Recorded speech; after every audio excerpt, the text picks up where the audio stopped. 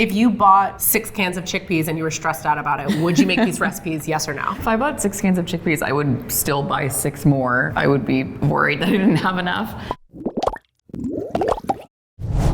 Hi, I'm Tanya. I am an editor at New York Times Cooking, and I write The Veggie, which is a vegetarian cooking newsletter for vegetarians, vegans, people who want to eat less meat, people who want to eat more vegetables. Today we're tackling something I like to call chickpea anxiety. Imagine you're in the grocery store and you're walking down the canned goods aisle. You look at the chickpeas, you're like, do I have chickpeas at home? And you grab like 2 insurance cans. Then you get home and you realize you have 17 cans of chickpeas. So chickpeas are a small but mighty pantry staple, and with these recipes, you'll really have the confidence to overcome your chickpea anxiety and cook with them throughout the week. Hello? Hi, is this Tanya? Speaking. I'm absolutely tweaking right now. I bought 17 cans of chickpeas at the grocery store. I could barely carry them home. Do not panic. I have 8 recipes that will get you through like 5 cans of chickpeas at least. Oh, thank God. Cool? Okay, cool. Great. Let's get it. Yeah, that was something.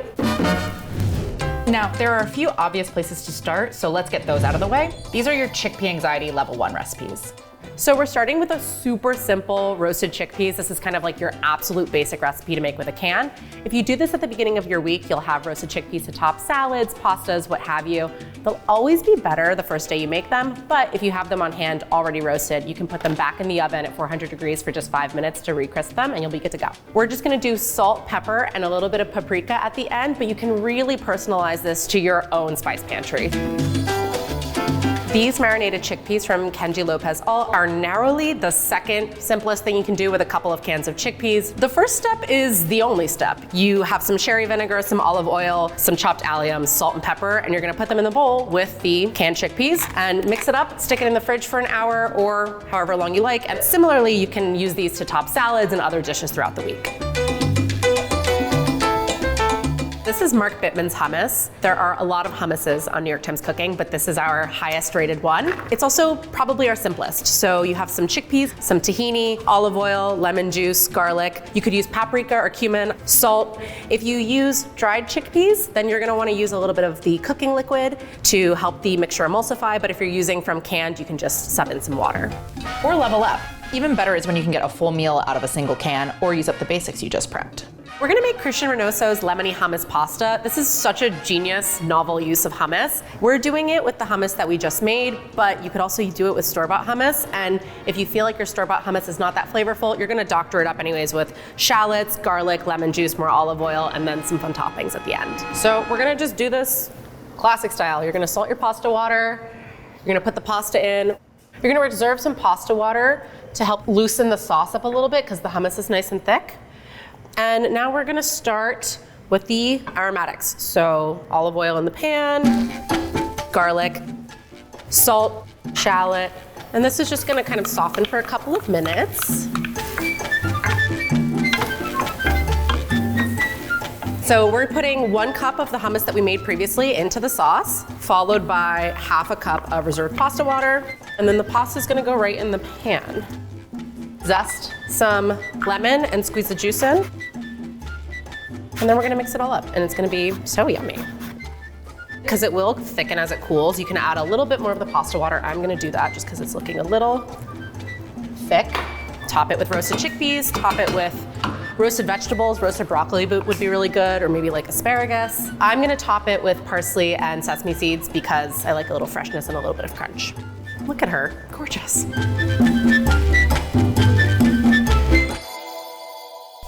Next up, we are going to make Becky Hughes's vegan Caesar salad. This is a cult classic recipe. People at New York Times Cooking are obsessed with this recipe. Readers are obsessed with this recipe. I'm so excited to make it. First, we're going to roast some croutons. In the recipe, as Becky wrote it, you would also roast your chickpeas at the same time, but since we've already roasted chickpeas early on, we'll be able to just add those on top, so we're cutting down on a little bit of time. Make whatever kind of crunchy topping you want. If I didn't have bread, I would also just do panko, which I would crisp in a skillet. You can do store-bought croutons. Toss these to get them nicely coated in olive oil. Cool, so we are gonna put these in the oven for just 10 minutes at 400 degrees. So now we're gonna make the dressing. It's all gonna come together in a blender. There's also no oil because you're getting a lot of fat from blending up cashews. That being said, if you wanted to use cashew butter or even almond butter, you could. So we're gonna put cashews, nutritional yeast, which adds kind of that cheesy element that you lose when you don't have Parmesan. You have nori, which adds some of that kind of like oceanic umami that you lose from not having anchovies. Lemon juice, miso paste, the brine from a jar of capers. Again, a little bit more of that kind of briny flavor that you lose when you don't have tinned fish. And then a little bit of Dijon. Whoa, this is a big spatula for a tiny bowl. So we have all the ingredients here. We're gonna add a little bit of water and then season with salt and pepper, and then we're just gonna blend it up until it's nice and creamy.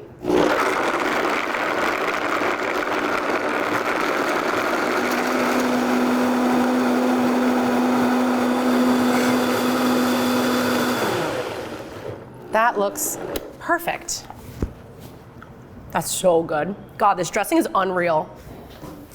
And we're back. Okay, so we have croutons. Those are ready to go, and those will cool down as we're kind of mixing everything together. Put the dressing on the kale first before you add the romaine so that you can kind of massage the kale a little bit so it softens, because it's a little bit hardier than romaine and it needs some time to kind of mellow out. Lettuce next, and then we're just gonna toss this until all of the romaine is coated. Beautiful croutons. These are the chickpeas that we roasted earlier. So they are seasoned with paprika. So that'll give this kind of like a little bit of a smoky flavor, which I think rules. You don't have to do it that way if you follow Becky's recipe. It's just salt, pepper, and olive oil. But also if you're making these at the beginning of the week and you wanna season them with za'atar or cumin, any of those I think would be really delicious in here. Finish it with the last bit of chickpeas. Swirlies. So pretty. Becky is gonna be on set with us later. I'm so excited for her to try this. The taste test part is gonna be like 2 minutes. Can you make it like 15 seconds? The next recipe we're making is Ali Slagle's curry tomatoes and chickpeas with cucumber yogurt. So this is a really, really smart recipe. You've got the cooling cucumber yogurt at the bottom, and then you have these lovely, very, very simple chickpeas that you prepare with cherry tomatoes. It truly comes together so, so, so fast. Add our olive oil, and you just want to cook the tomatoes until they soften and burst slightly. Should have worn an apron. All right, I'm eating my words and I'm putting on an apron because we're getting a little splatter. Mic check. Do some moving. Hello. I'm a little kickball change. What y'all know about that? I was in ballet as a child. What were you doing? Now we're just gonna add the chickpeas, curry powder, a little bit of salt. And then you just want to give that a good mix so that the curry powder kind of gets evenly distributed. As you can see, most of the tomatoes have burst here, so we're basically done, and we've got like a nice sauce kind of happening at the bottom. So we have the cucumber yogurt, which has basil or mint if you like, garlic, yogurt, Persian cucumbers, and then we're just gonna top it with our curried chickpeas and tomatoes.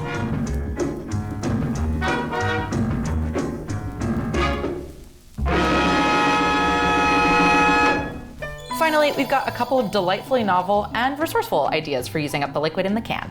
Next up, we're gonna make vegan mayonnaise using aquafaba. Aquafaba is the liquid that you get in a can of chickpeas.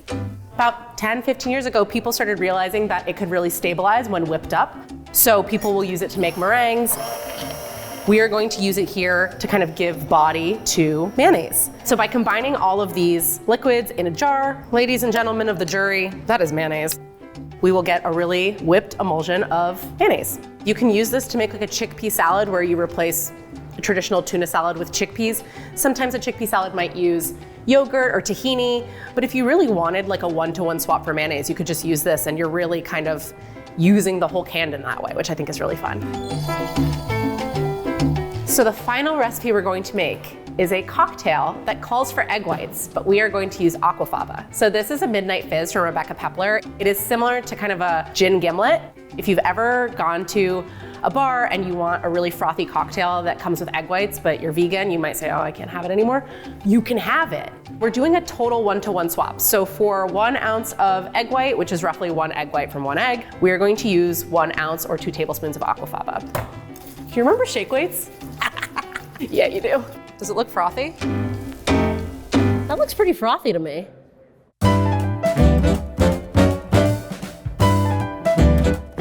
Okay, so we have our 8 recipes. We've got a mukbang's worth of chickpea dishes. It felt only right to bring in Becky Hughes. Studio applause.